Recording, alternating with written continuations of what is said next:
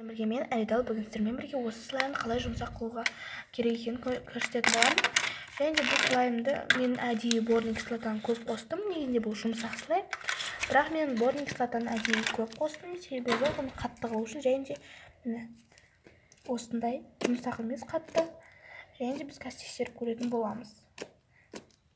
Мен қазір екіге бөлемін. Біреуін өзіне тұсына сап қоямын, ал екіншісіне мен қазір зубной паста мен крем қосатын боламын. Және де қазір көреміз. Слайм жұмсара ма? Көп қосып жесеңіздер, слаймдарыңыз қолдарыңызды жабысып, жаман болып кетеді. Сондықтан біз кішкене қосамыз, ал кремді осынша қосып, мұның бәрін араластырамыз. Достар, слаймдарыңыз осындай жаман болып қолға жабысса, қорықпаңыздар. Бұны кішкене біз араластырып болғаннан кейін слайм жұмсарады. Мен тағы да зубной паста, мен тағы да детский крем қосамын. Бұның бәрін араластырамыз. Достар, зубной пастаны көп қоссаңыздар осындай болып кетеді.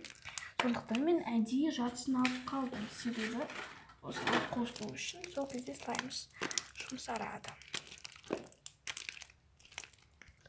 Достар, қараңыздар, біздің слаймымыз өте нежный, жұмсақ болды. Слаймдарыңыз қатып кетсе, осылай істесеңіздер болады. Міне, қараңыздар, өте күшті болады. Өте жұмсақ. Бағана істеген слаймның да жұмсақ болды бұл. Одан алдын бұдан қаттылау еді. Борный кислота қоспай тұрып.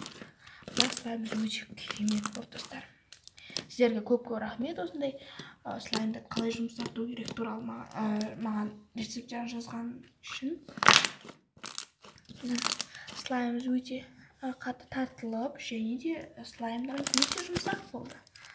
Ал егер сіздерге видео ұнаса, лайк басып, комментарий қалдырып, және де менің каналыма жабылуды ұмытпаңыздар. Ал сіздермен бірге болғанмен, келесі кездескенше сау болыңыздар.